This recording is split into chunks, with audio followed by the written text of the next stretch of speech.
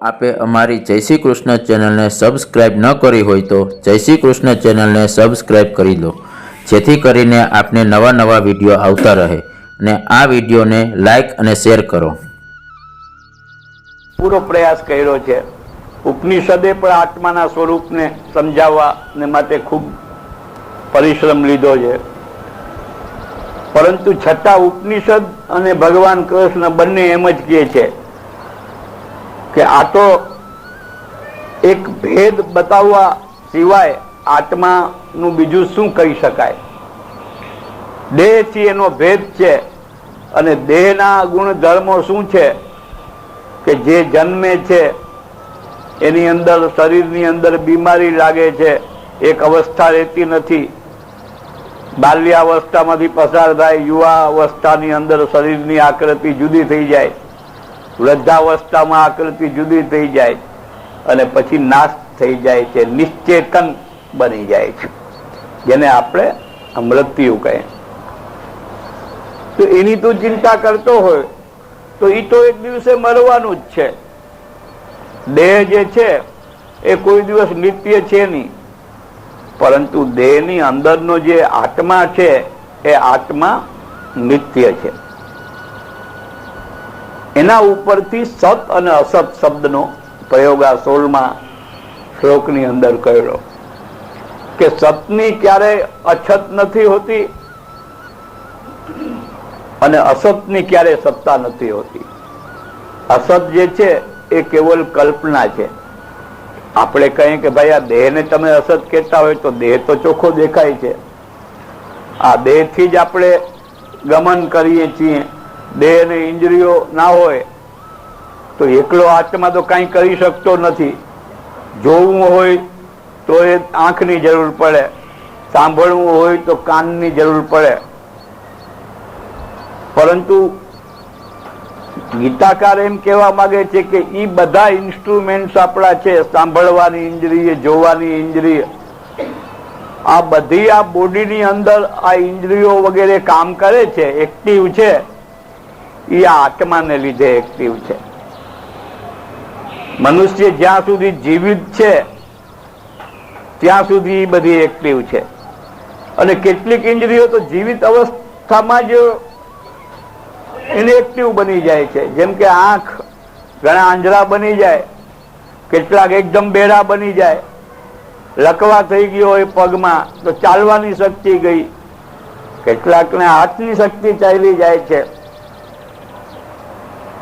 એટલે જે ચેતના અંદરની છે એમાં આવું કઈ થતું નથી. અંતવંત ઇમે દેહા વિત્યસ્ય ઉક્તા શરીરિણ અનાસીનો અપ્રમેયસ્ય તસ્માદ યુદ્ધસ્વ ભારત.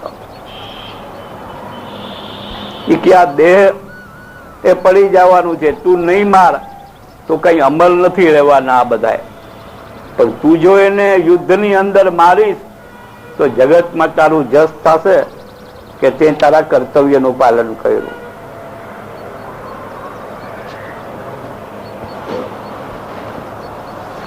હવે માણસને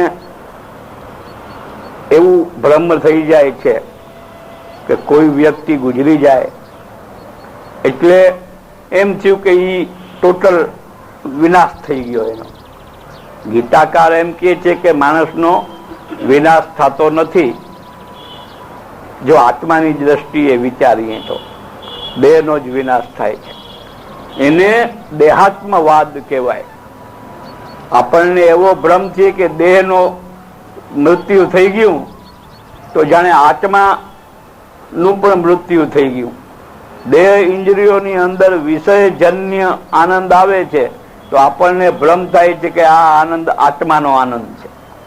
એને દેહાત્મવાદ કહેવાય. અને એ દેહાત્મવાદ સઘન બની જાય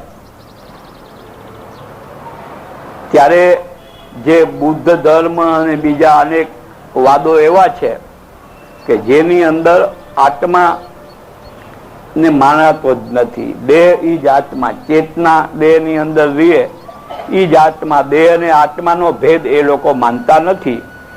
તો ભગવાન કૃષ્ણએ જયારે ગીતા કહી ત્યારે પણ એ વિચારધારા નો પ્રચાર હતો અને એ વિચારધારાના છાંટા અર્જુનના સત્સંગ દરમિયાન પણ ઉડ્યા હોય એટલે અર્જુનને અત્યારે દેહાત્મવાદનો ભ્રમ થઈ ગયો કે દેહ અને આત્માનો ભેદ જે છે એ મગજમાંથી ઉતરી ગયો છે.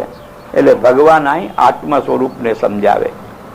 આ આત્મ સ્વરૂપને સમજવાથી પરમાત્માના સ્વરૂપનું પણ થોડોક આપણને ભાન થઈ શકે છે. પણ જ્યાં સુધી આત્માના સ્વરૂપને આપણે ન સમજી લઈએ ત્યાં સુધી પરમાત્માની કલ્પના કરવી પણ દુષ્કર બની જાય છે. એટલે વાસ્તવમાં તો ક્ષર, અક્ષર અને અવ્યય આ ત્રણ પુરુષ ગીતાની અંદર 15મા અધ્યાયમાં બતાવ્યા છે. તો ક્ષર એટલે આ શરીર, ક્ષરણશીલ એટલે નાશવંત. એની અંદર જે ચેતના રહે છે એ અક્ષર, એ નાશવંત નથી. અને એ અક્ષરને પણ ચેતના આપનાર જે મૂળ ચેતના છે એ પરમાત્મા છે, એ અવ્યય છે. આ ગીતાનો 15મા અધ્યાયનો જે વિષય છે એના ઈશારાઓ આ આત્મ તત્વના પ્રતિપાદનની અંદર કરી રહ્યા છે.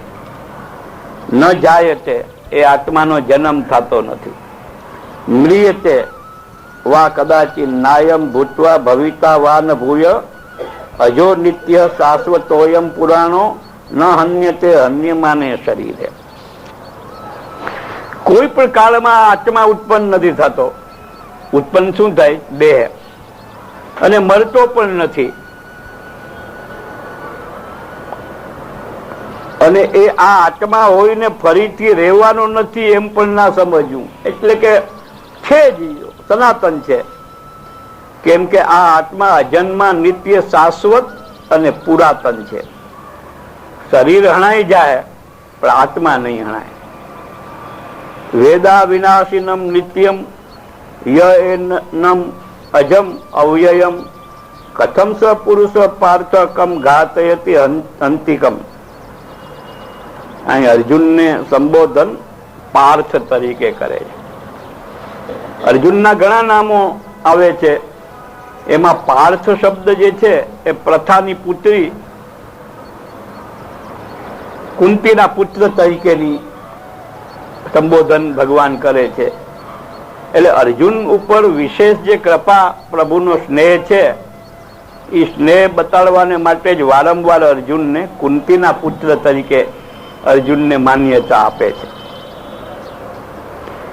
કે જે પુરુષ આ આત્માને અવિનાશી, નિત્ય, અજન્મા અને અવિકારી જાણે છે એ પુરુષ કેવી રીતે કોઈને મારે? કે એને કોણ મારી શકે, હણી શકે? જે નથી જાણતા એ જ અર્થ શોક કર્યા રાખે. બાકી જેને આત્મ તત્વનું ભાન થઈ ગયું એને હર્ખ શોક કરવાનું કોઈ કારણ જ રહેતું નથી. કોઈ એને હરખમાં લાવવા ચાહે કોઈ ભૌતિક વસ્તુનું સુખ બતાવીને તો એનાથી એને હરખ થતો નથી. અને કોઈ તારું આ નુકસાન થઈ ગયું એવું યાદ કરાવે છે તો પણ એને શોક નથી થતો. અને આ જન્મ મરણ એ કેવી રીતે? વાસાંશી જીર્ણાની યથા વિહાય નવાની ગ્રહણાથી નરોપરાણી તથા શરીરાની વિહાય જીર્ણા ન્યન્યાની સંયાથી નવાની દેહ. એ કે આ તો એના જેવું છે કે એક કપડું જૂનું થઈ જાય, ફાટી જાય તો એને આપણે ફેંકી દઈએ છીએ અને નવા કપડાં પહેરીએ છીએ. એવી જ રીતે આત્મા જે છે એમાં શરીર જ્યારે જીર્ણ થઈ જાય છે પછી નાશ પામે છે અને પછી બીજા જન્મની અંદર નવીન શરીર ધારણ કરે છે. તો કપડાં જેમ આપણે બદલીએ તો જૂના કપડાં આપણા ગયા એના માટે આપણે રડતા નથી. એવી રીતે જેને આત્મ તત્વનું જ્ઞાન અને ભાન જેને થઈ ગયું છે એને આ જન્મ અને મૃત્યુના વિકારો એના હૃદય સુધી ટચ નથી કરતા. આત્મા કેવો છે કે કોઈ શસ્ત્રથી એને છેદવા ચાહતું હોય તો નથી છેદી શકતું. આંચ જે છે એને બાળી શકતું નથી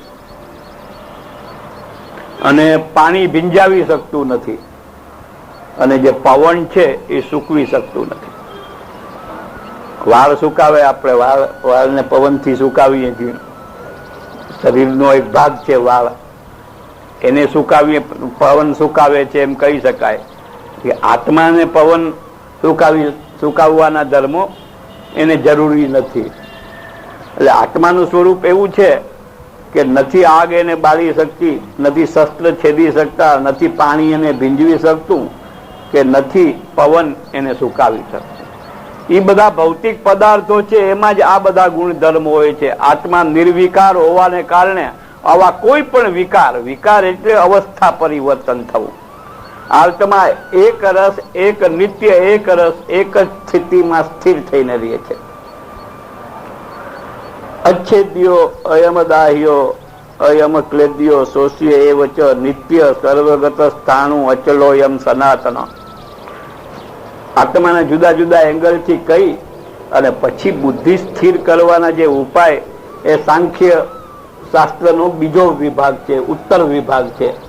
એ જલ્દી આવે એ માટે આત્માનું ટૂંકામાં પ્રતિપાદન, એનો કોઈ વિસ્તાર બીજો કરવાનો આવશ્યક નથી, કારણ કે એ સ્પષ્ટ એના લક્ષણો છે. નિત્ય સર્વગતસ્થ અણુણ અચલોયમ સનાતન. નિત્ય એટલે જે કાયમ રહે છે, સર્વગત એટલે એવું કોઈ ઠેકાણું નથી કે જ્યાં એ ચેતના ના હોય. સ્થાણું એટલે સ્થિર અને અચલ, અને સનાતન ભૂત ભવિષ્ય અને વર્તમાન ત્રણેય કાળમાં એની સત્તા રહે. અવ્યક્તો અયમ ચિંત્યો અયમ અવિકાર્યો અયમ ઉચ્યતે તસ્માદેવમ વિદિત્વૈનમ નાનું શોચિતું અર્હતિ. આ આત્મા અવ્યક્ત છે, એટલે આંખું જોવે છે, આત્માને નથી જોઈ શકતી. આત્માનું કોઈ સાઉન્ડ સંભળાય છે, કાન નથી સાંભળતા. કોઈ કે બુદ્ધિથી વિચાર કરીએ, ચિંતન કરીએ, તો ચિંતન ઘણી વસ્તુનું થઈ શકે, પણ આત્માનું ચિંતન ન થઈ શકે, કારણ કે મનનો વિષય નથી. એટલે કોઈ પણ પ્રકારના વિકારો વિનાનો છે. એટલા માટે આ આત્માને આ પ્રકારે જાણીને તારે શોક કરવાની જરૂર નથી. એક રીતે જુઓ તો ભગવાન આમાં બે કાર્ય કરવા માંગે છે. એક તો અર્જુન સ્થૂળ દ્રષ્ટિથી જે વિચાર કરે છે દરેક વિષયનો, ભગવાન એમ ચાહે કે દરેક વિષયનો જો સ્થૂળ દ્રષ્ટિથી જ વિચાર કરીએ તો એ જે કંઈ આપણને સમજાય છે એ અધૂરું સમજાય છે. પણ સ્થૂળની સાથે દરેક વાતનો સૂક્ષ્મ વિચાર પણ જ્યારે કરવામાં આવે ત્યારે એ વાત પૂરેપૂરી સમજાય છે. ત્યાં સુધી જે કંઈ જ્ઞાન થાય એ અધૂરું જ્ઞાન છે. અથ ચૈનમ નિત્ય જાતમ નિત્યમ વા મન્યસે મૃતમ તથાપિ ત્વમ મહાભાવો નૈવમ શોચિતુમ અર્હસી.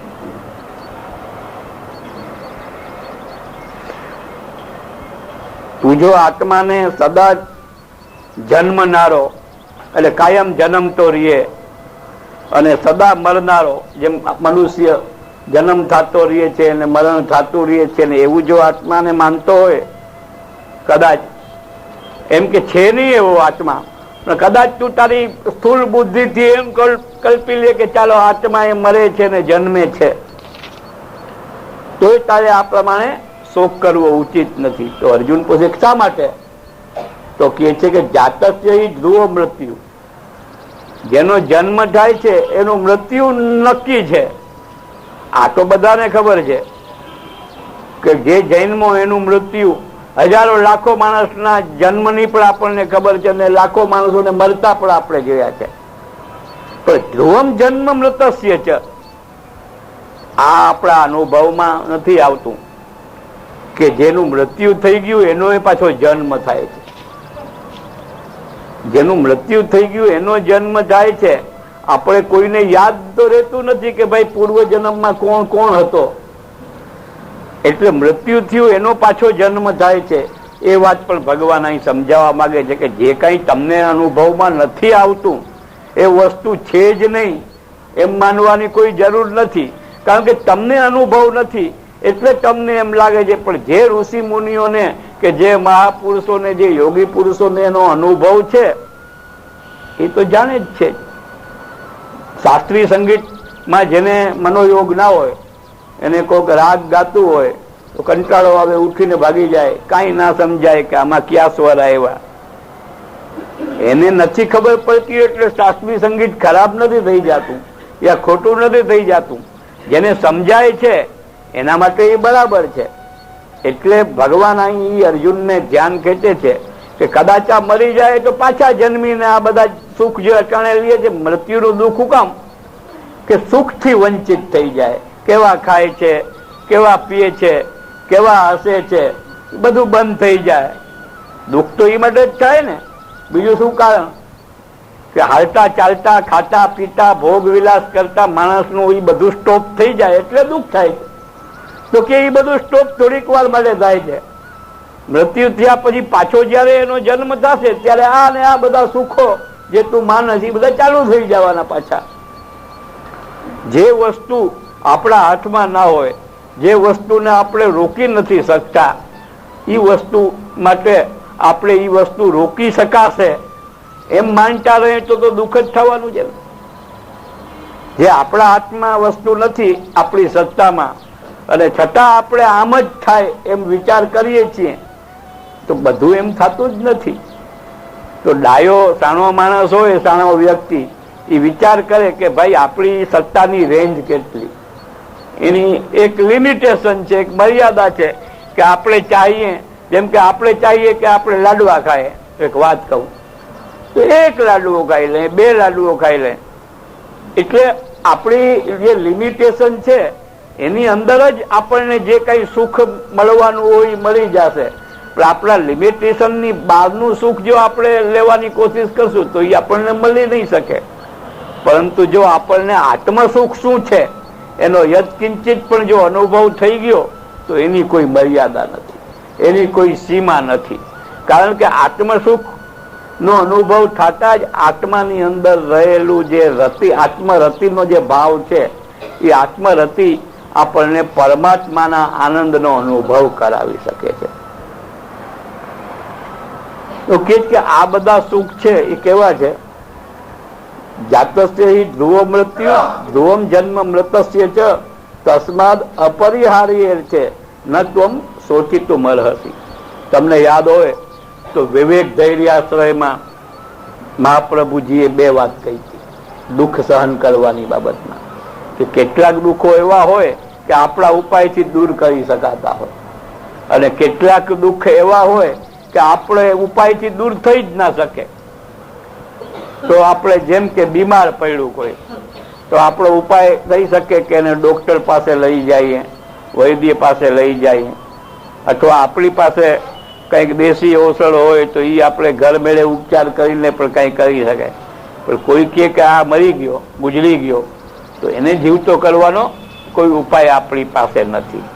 બીજી વસ્તુ એ કે આપણા ઘરની અંદર રિપેરિંગ કરવું હોય તો આપણા આઈડિયા પ્રમાણે આપણે કરી શકીએ. પણ આપણે એમ ચાહીએ કે સામો પડોશીમાં માણસ છે એ મારા આઈડિયાથી એના ઘરમાં રિપેરિંગ કરે તો એ અપરિહાર્ય છે સાધારણ રીતે જોવો તો. એટલે જે ત્યાં કહ્યું ને કે અપરિહાર્ય જે છે, જે આપણા હાથમાં નથી આવતું, આપણી રેન્જમાં નથી આવતું, એના માટે તો એમ જ કહ્યું કે ત્રિદુઃખ સહનમ ધૈર્યમ. અને જ્યાં આપણે આપણા પ્રયાસથી દૂર થતું હોય ત્યાં મહાપ્રભુજી એમ નથી કહેતા કે પ્રયાસ કર્યા વગર ગમે એવું દુઃખ આવે ચૂપચાપ સહન જ કરતા રહ્યો અને સહન કરતા કરતા ખતમ થઈ જાઓ, એવી ક્રૂર વાત મહાપ્રભુજી નથી કરી રહ્યા. તો અહીંયા ભગવાન એમ કહે છે કે આ યુદ્ધ કરીને આ મરશે અને પછી ભવિષ્યમાં આમ થશે અને સૃષ્ટિ વર્ણશંકર થઈ જશે અને પિંડદાન દેવા લાયક જે છે એ આત્મી પુત્રો નહીં હોય ને કે આ બધું જે કંઈ થવાનું છે એ અપરિહાર્ય છે. એટલે તારે રોય કે રોકાવાનું નથી, તારા રોય કે જ નહીં, પણ પાંડવોના જેટલા પાંચે ભાઈઓ અને જેટલા સૈન્યો છે અને એમાં ભેગો હું પણ તમારા સાથે જોડાઈ જાઉં ને તો પણ જે વિનાશા કૌરવોનો થવાનો છે એને તમે હું કોઈ આપણે રોકી શકવાના નથી.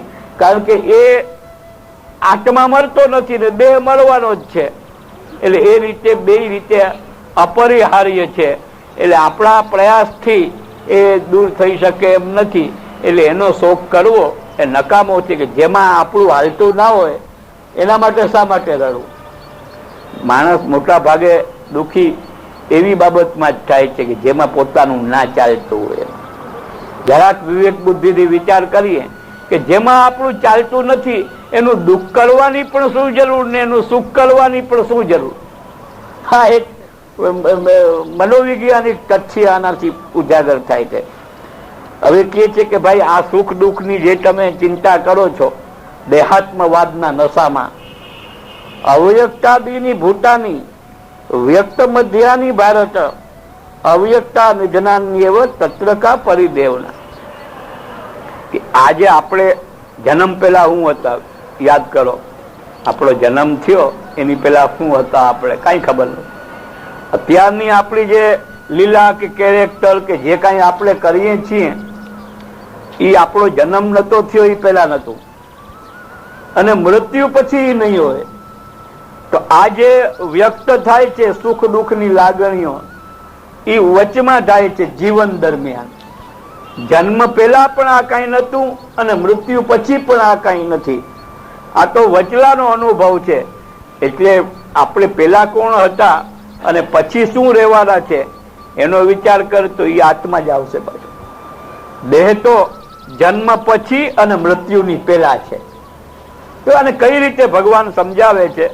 વાત સામાન્ય હોવા છતાં અહીંયા આ પ્રાસંગિક કઈ રીતે છે એ વિચારવા જેવું છે. વાત સાવ સામાન્ય છે, આ તો બધાને ખબર છે.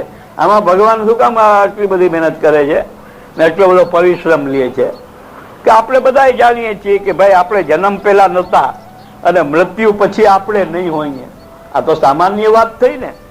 પરંતુ જયારે દેહ અને આત્માને અલગ અલગ રીતે જયારે વિચારીએ ત્યારે આ વાત બહુ મહત્વની થઈ જાય છે. મહત્વની એ માટે થઈ જાય છે કે એનાથી દેહાત્મવાદનો જે ભ્રમ છે જેને કારણે આપણને રાગ દ્વેષ સુખ દુઃખ પીડા ચિંતા ભય આવા અનેક પ્રતિબંધક અવગુણો જે આપણને સતાવતા રહેતા હોય ને એ બધાની સતામણીથી આપણે મુક્ત થઈ જઈએ જો દેહ અને આત્માને પૃથક પૃથક સમજી અને એ રીતે એનું ચિંતન કરીએ તો. એટલે ભગવાન કહે છે કે પેલા નતું, તારા જન્મ પહેલા જે તારું સ્વરૂપ હતું એ આત્મા તું હતો, અને મૃત્યુ પછી આ દેહ તો બાળીને ખાક કરી નાખવામાં આવશે ત્યારે પાછો આત્માનું સ્વરૂપ જે દેહના કેદમાં હતું એનાથી મુક્ત થઈ જશે. એટલે તું આત્મ કેન્દ્રિત બુદ્ધિ કરી અને વિચાર કર તો આમાં રાજ્ય મળી જાય તો હરખ કરવા જેવું કાંઈ નથી, અને રાજ્ય હાથમાં ના આવે અને બીજાના હાથમાં વહી જાય તો શોક કરવા જેવું કાંઈ નથી. એ વસ્તુ આત્મતત્વમાં આપણી બુદ્ધિ કેન્દ્રિત થાય તો જ જાણી શકાય. બાકી તો આત્માની બાબતની અંદર કોઈએ જેમ ઇતિહાસ ભૂગોળ ગણિત એ બધું જેમ સ્પષ્ટ લખાય છે એમાં આત્મા લોજિક જેને કહેવાય એવું કંઈ થઈ જ નથી શકતું. કારણ કે આશ્ચર્યવત પશ્યતી કશ્ચિદેન. કેટલાક લોકો આશ્ચર્ય જોવે છે કે આત્મા કેવું છે. એક વૈજ્ઞાનિકે આત્માને જોવાની કોશિશ કરી કે એક વ્યક્તિ જે બિલકુલ મરી જવાની અણી ઉપર હતો એને કાચની કેબિનમાં બંધ કરી દીધો, અને એમાંથી એની ચેતના નીકળી તો કાચમાં ભડાકો થયો અને એમાંથી એની ચેતના નીકળી ગઈ. ભાઈ ચેતનાનું સ્વરૂપ જોઈ ના શક્યો. આશ્ચર્યવત વદતી તથૈવ ચાન્ય. આત્માની વાત કરે તો પણ કેટલાક લોકો આશ્ચર્યથી જ જોયા રાખે કે ભાઈ શું છે આત્મા, શું છે આત્મા. આશ્ચર્યવચ્ચન ચૈન મન્ય શૃણોતી શ્રુત્વાપી એનમ વેદન ચૈવ કશ્ચિત. કોઈ પણ આત્માને આશ્ચર્યપૂર્ણ દ્રષ્ટિથી જુએ છે, બીજો આશ્ચર્યથી તેના તત્વની વ્યાખ્યા કરે છે, બીજો આત્માને આશ્ચર્યથી યુક્ત થઈને સાંભળે છે, અને કોઈ સાંભળીને 1000 વાર સાંભળીને પણ છતાં આત્માને જાણતો નથી. કે ભાઈ આત્માને આટલું જાણી લીધા છતાંય પણ આત્માનું સ્વરૂપ જાણતો નથી તો જણાવવાને માટે ટાઈમ બરબાદ શા માટે કરવો? એનું કારણ એ છે કે એ આત્મા કોઈ એમ કહે કે આટલું જાણ્યું એટલે હવે મને આવડી ગયું, એવું નથી. જેમ જેમ જાણતા જાશો, જેમ જેમ એનો અનુભવ થતો જશે એમ જ લાગતું રહેશે કે ના હજી જણાયો નથી. દેહી નિત્યમ અવધ્યોયમ દેહે સર્વસ્વ ભારત તસ્માત સર્વાણી ભૂતાની ન ત્વમ શોચિતુમ અર્હસી. આ આત્મા પ્રાણી માત્રના શરીરમાં, તારા શરીરમાં હોય, મારા શરીરમાં હોય કે હજારો લાખો કરોડો પ્રાણીઓના શરીરમાં હોય, એ સદા અવધ્ય છે. એ ક્યારે પણ એને કોઈ મારી શકતું નથી. માટે સર્વ પ્રાણીઓને માટે તારે શોક કરવો ઉચિત નથી. આ રીતે આત્માને મગજમાં રાખી અને 30 શ્લોક સુધી, 11 થી લઈ અને 30 શ્લોક સુધી ભગવાને દેહ અને આત્માનું પૃથક પૃથક જ્ઞાન અર્જુનને થાય કે આત્માની દ્રષ્ટિએ મરતો જ નથી તો શું કામ રડવું, અને દેહ તો મરવાનો જ છે, તું ચાહીશ તો એ મળશે ને નહીં ચાહતો એ મળશે. આ રીતે ટૂંકામાં, બાકી તો આની વિશદ વ્યાખ્યા પણ થઈ શકે છે, પણ એ બધી તમને આકરી સમજવામાં અને થોડીક શુષ્ક પણ લાગે, એટલે એ રીતે ના કરતા ટૂંકામાં જુદા જુદા એંગલથી સમજાયું કે આત્મા નિત્ય છે, આત્મા સનાતન છે, આત્મા જૂનામાં જૂનો છે, આત્માને અગ્નિ બાળી શકતી નથી, પાણી ભીંજાવી શકતો નથી, પવન સુકાવી શકતો નથી, એવો વિકાર વિનાનો તત્વ આત્મા છે ને એ આપણા બધાની અંદર મોજૂદ છે. આપણી પાસે બીજી બધી વસ્તુ લેવા જવી પડે છે. કંઈક પણ ચીજ સસ્તી કે મોંઘી એ લેવા જવી પડે છે, પણ આત્માને લેવા જવો નથી પડતો. આત્મા સ્વતઃ આપણી અંદર, પ્રાણી માત્રની અંદર છે. એના સ્વરૂપને આ રીતે જાણી લેવાથી જે અનેક પ્રકારના વિકારોને કારણે જીવનની અંદર વિટંબણાઓ, શારીરિક માનસિક તકલીફ, ઝઘડા, દ્વેષ, ઈર્ષા, હિંસા, આ બધું જે થાય છે એ આત્મતત્વની વિસ્મૃતિને કારણે થાય છે. એટલે જે લોકો શાંતિપ્રિય, જેને આપણે કહીએ એ શાંતિપ્રિય, આત્મકેન્દ્રિત હોય એ જ શાંતિપ્રિય છે. પણ જે દેહાત્મવાદ જ્યાં સુધી છે કે આ દેહ છે એ જ આત્મા છે, હું જે જીવું છું એ દેહ છે એને જ આત્મા સમજવો અને દેહના સુખને જ આત્માના સુખ માની લેવું, આ બધાને કારણે જે છે એ શાશ્વત સુખનો, આત્મા અને પરમાત્માના સુખનો અનુભવ ત્યાં સુધી થતો નથી. હવે જે વાત આવે છે એ વ્યવહારિક વિષય આવે છે. આત્મા કઈ વ્યવહારના વિષયમાં આત્મા શું કઈ વ્યવહાર કરતો જ નથી. વ્યવહાર આપણો દેહ જ કરે છે. કોઈને ખરખરે ગયા તો આત્મા થોડો જાય છે, આપણી બોડી જાય છે. કોઈના લગ્ન એટેન્ડ કરવા જાય તે આત્મા થોડો જાય, આપણી બોડી જાય છે. એટલે જે વ્યવહારનો વિષય નથી એની ચર્ચા આવી ગઈ. હવે વ્યવહારના વિષયની ચર્ચા આવે એ આપણે ખૂબ જ એના સૂક્ષ્મતાથી સમજશું આપણે. તો કે છે કે સ્વધર્મમપી ચાવેક્ષ્ય ન વિકંપિતું અર્હસી ધર્મ્યાધિ યુદ્ધાત શ્રેયો અન્ય ક્ષત્રિયસ્ય ન વિદ્યતે. ક્ષત્રિય ધર્મ ને લક્ષ્યમાં રાખી અને હવે ભગવાન અર્જુનને યુદ્ધ કરવા સમજાવે છે કે સાધારણ રીતે ક્ષત્રિય ના હોય એના ઉપર પણ કોઈ આક્રમણ કરે કે એના ઘરમાં ઘૂસી જાય યા ઘરની અંદર કોઈ વસ્તુ ચોરી જાય યા કોઈનું અપહરણ કરી જાય તો ચાહે બ્રાહ્મણ પણ હોય તો શું થઈ ગયું, એને પણ એની સાથે લડાઈ કરી અને એને પોતાના ઘરમાંથી કોઈ ચીજ વસ્તુને છીનવીને લઈ જવા ના દેવી જોઈએ. એ તો સાધારણ રીતે યુદ્ધ બધાના માટે લડાઈ કરવાનું અનિવાર્ય બની જાય છે. પણ ક્ષત્રિય જે છે એ ક્ષત્રિયના માથે જે જવાબદારી છે એ જવાબદારી પ્રજાની રક્ષા કરવાની અને પ્રજા જીવનની અંદર આવતા પ્રતિબંધો દૂર કરવાની છે. એટલે એ સત્તાધીશ જે વ્યક્તિ છે એ જ્યારે પ્રજાની રક્ષા કરવાનો પ્રસંગ માથે આવીને પડે ત્યારે એને છોડીને એને વિરોધ થાય તો એ નિંદનીય કહેવાય, કાયર કહેવાય. તો અહીંયા અર્જુનને સમજાવે છે કે અહીંયા યુદ્ધને નિમિત્તે તારાથી જે કઈ હિંસા થાય એ કોઈ અધર્મ છે, હિંસા થઈ જશે, પાપ છે એમ તું માનમાં, પણ આ તો પુણ્યનું કાર્ય છે એમ ભગવાન કહે. પછી આગળના શ્લોકમાં તો ત્યાં સુધી ભગવાન કહે છે કે યજ્રચ્છયા ચોપપન્નમ સ્વર્ગદ્વાર મપાવૃતમ સુખિન ક્ષત્રિયા પાર્થ લભંતે યુદ્ધમીજરસમ. એટલે આ યુદ્ધ વિના માર્ગે એક પરિસ્થિતિ એવી આવી ગઈ કે જેને કારણે સ્વર્ગના દ્વાર તારા માટે ઉઘડી જાય એવો અવસર તને મળ્યો. બધાને આ વાત લાગુ પડે છે કે એક મહાત્માએ બહુ સુંદર વાત કરી હતી કે રિદ્ધિ સિદ્ધિ સવારની અંદર એની કોઈ આકાર નથી, પણ સૂક્ષ્મ રૂપે પ્રકૃતિના પદાર્થોની સાથે, પવનની સાથે એવી રિદ્ધિ સિદ્ધિ આપણી તરફ આવે છે, દરેકની સામે આવે છે.